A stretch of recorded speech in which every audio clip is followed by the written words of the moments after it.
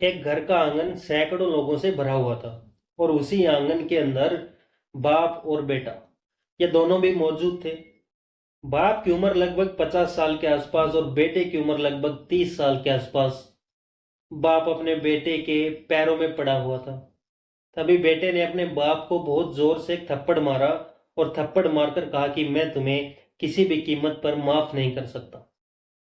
बाप रो रहा था, गिड़गिड़ा रहा था, रहम की भीख मांग रहा था, लेकिन जितने भी घर में लोग मौजूद थे वो चाहे रिश्तेदार हों, आसपास के हों या फिर बहुत ही करीबी हों, सभी के सामने हाथ जोड़कर बाप ने चारों तरफ घुमा और कहा कि इस गलती को मुझे माफ कर दो, मैं आपसे माफी मांगना चाहता हूँ।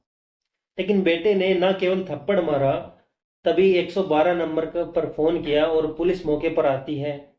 और जब पुलिस को ये बात बताई जाती है तो पुलिस भी एक बार तो यकीन नहीं कर रही थी कि जो इस घर के अंदर हुआ है वो सच है। मगर जो वो सच था और उस सच सामने आता है एक मेडिकल परीक्षण के बाद। नमस्कार, मेरा नाम है मोहित, आप सभी का स्वागत है अनोखा जुर्म में। आज की जो सच्ची घटना मैं आपको सुनाने जा रहा हूँ, ये सच्ची घटना है उत्तर प्रदेश का एक जिला है अमरोहा। और इसी अमरोहा जिले की एक कोतवाल लगती है डिडोली। दरअसल एक घर के अंदर दो सगे भाई और उनकी दो सगी बहनें, माँ और बाप, ये 6 लोगों का परिवार है। दोनों बेटों की शादी हो चुकी है। दोनों ही बेटे दिल्ली में रहकर अपनी रोजगार के लिए कुछ काम धाम करते थे और दोनों ही अपनी अपनी पत्नियों के साथ दिल्ली में रह रहे थे। बड़े खुशहाल तरीके से रहते थे। अभी पिछले हफ्ते यानी कि जून के महीने में दोनों ही लड़के अपनी पत्नियों को लेकर जब अपने घर आते हैं, अपने माँ, अपने अब्बा, अपनी बहनों के पास, तो सब कुछ घर में ठीक चल रहा था, खुशहाल है लोग। लेकिन जो छोटी बहन है, जिसकी उम्र लगभग 14 साल के आसपास है, वो छोटी बहन बड़ी मुरझाई हुई है। वो ना किसी से ज्यादा बातें करती है, ना उसे खाने में मन लग रहा है, ना उसका किसी से बात करने का मन है। छोटी भाभी और बड़ी भाभी ने उससे बार बार पूछा कि गुड़िया या छोटी, तुम्हें क्या हुआ है? तुम इतना शांत तो कभी थी नहीं, तुम इतना शांत क्यों हो? जब ये बातें बार बार पूछी जा रही थी तो उन दोनों महिलाओं ने यानी कि इस घर की बहुओं ने अपनी सास से बात की कि छोटी को क्या बात हुई है, ये इतनी शांत क्यों है। तो उसकी माँ ने भी उससे पूछने की कोशिश की, उससे बातचीत करने की कोशिश की कि बेटा आखिरकार क्या बात है कि तुम किसी से बात भी नहीं कर रही हो, इतना परेशान क्यों हो? कुछ बात है तो हमें जरूर बताओ। मगर ये लड़की है कि इसकी खामोशी टूटने का नाम नहीं ले रही थी। और ये सब ऐसे ही चल रहा है। अचानक ही बड़ी भाई की नजर जो है बहन पर पड़ती है, उसके पेट पर पड़ती है। तो जो बहन का पेट है वो सामान्य से कहीं ज्यादा बड़ा दिख रहा था।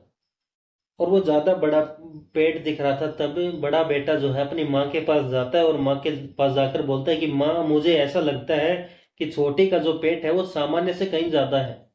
कुछ तो बात है। क्या बात है? तुम ही अपनी लेवल से पता करने की कोशिश करो, मेरी तो कुछ समझ में नहीं आ रहा है। हालांकि शुरुआत में उसने अपने पत्नी और भाभी से भी मदद मांगने की कोशिश की थी, लेकिन वो दोनों भी इस मामले में पूरी तरीके से फेल हो जाते हैं।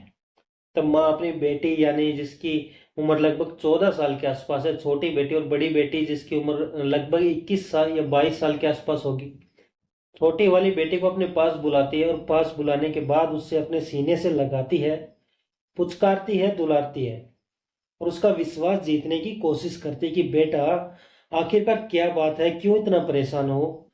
मुझे कुछ अच्छा नहीं लग रहा है। जब ये बात उसकी बेटी सुनती है तो लगता है कि माँ उसके दर्द को, उसकी परेशानी को कुछ जानना चाहती है, समझना चाहती है। तो बेटी फूट फूट कर रोने लगती है। वो बोलती है कि माँ, मुझे बहुत तेज का दर्द हो रहा है पेट में और ये दर्द मेरे कई दिन से लगातार हो रहा है, इसलिए मेरा किसी भी काम में, किसी भी बात में मन नहीं लग रहा। तभी माँ अपनी ही बेटी को अपने बड़े बेटे के साथ सीधा एक हॉस्पिटल ले जाती है। वहां ले जाने के बाद अपनी बेटी का इलाज करवाने की कोशिश करती है कि बेटी की को पता नहीं क्यों दर्द हो रहा है। तब डॉक्टर, एक महिला डॉक्टर के सहारे से जब आखिर में पहुंचते हैं तो एक परीक्षण के बाद पता चलता है कि वो लड़की लगभग 3 महीने की गर्भवती है। प्रेग्नेंट है। ये बात देखने के बाद माँ और बेटे की सांसें उखड़ जाती हैं और सोचने पर मजबूर हो जाते हैं कि उनकी छोटी बहन, जिसकी उम्र अभी 14 साल के आसपास है, आखिरकार ऐसा क्या हुआ है। हॉस्पिटल में वो दोनों हाथ पैर जोड़कर किसी तरीके से वहां से निकलकर घर आ जाते हैं। घर आने के बाद परिवार में आपस में बैठकर मशवरा करने लगते हैं, बातचीत करने लगते हैं कि आखिरकार ऐसा इस लड़की के साथ क्या हुआ है। फिर बेटी से बार बार एक ही बात पूछी जा रही थी, बेटा ये सब तुम्हारे साथ किसने किया और कैसे हुआ।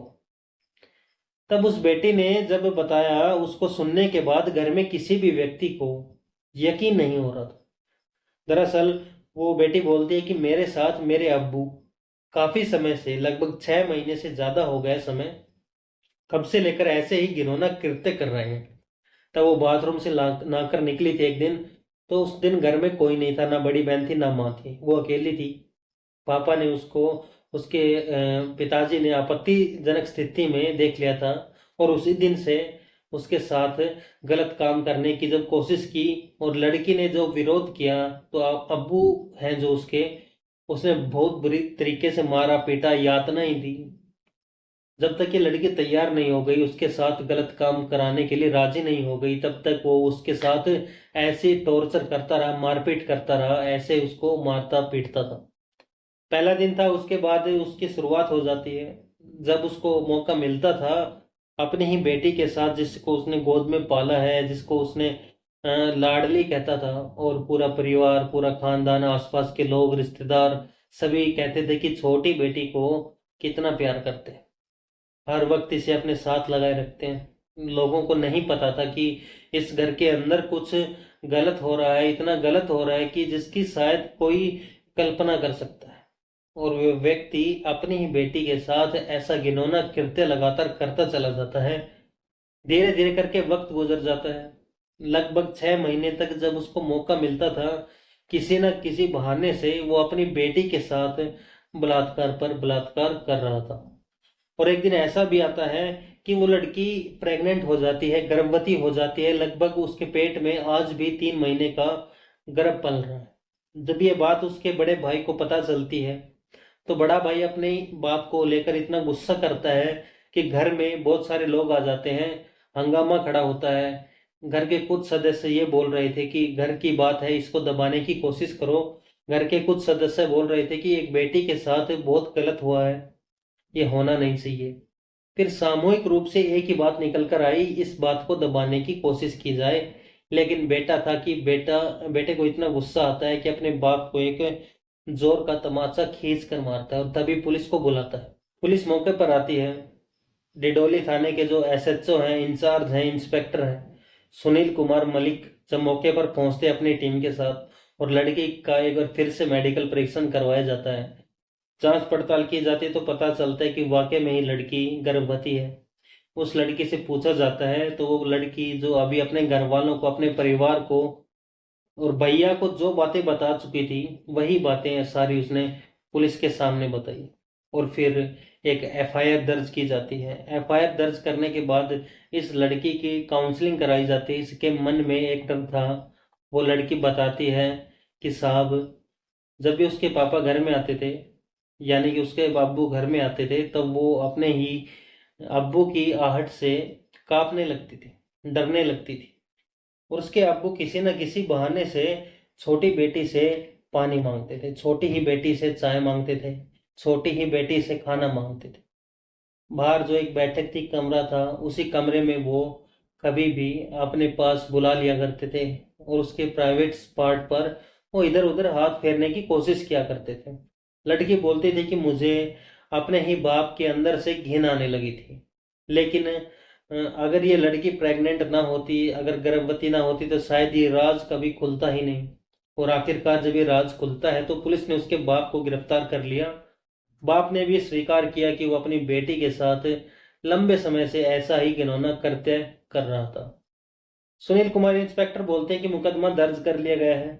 वो एक रिकॉर्ड बनाना चाहते हैं कि कम से कम समय में इसमें चार्जशीट लगाएंगे और चार्जशीट लगाने के बाद इस आरोपी को, इस दरिंदे को कम से कम समय में बड़ी से बड़ी सजा दिलाने की कोशिश करेंगे। इसके लिए उन्होंने उच्च अधिकारियों के साथ रहकर काम करना अपना स्टार्ट भी कर दिया है।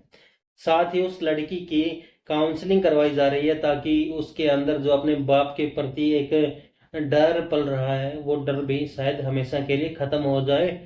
लेकिन वो बेटी शायद ही इस दर्द को, इस परेशानी से, इस समस्या से कभी उबर पाएगी, क्योंकि उसके साथ जो हुआ है वो कोई राह चलता व्यक्ति शायद इस गलत काम को करता तो शायद इस बात को भूलने की कोशिश करती।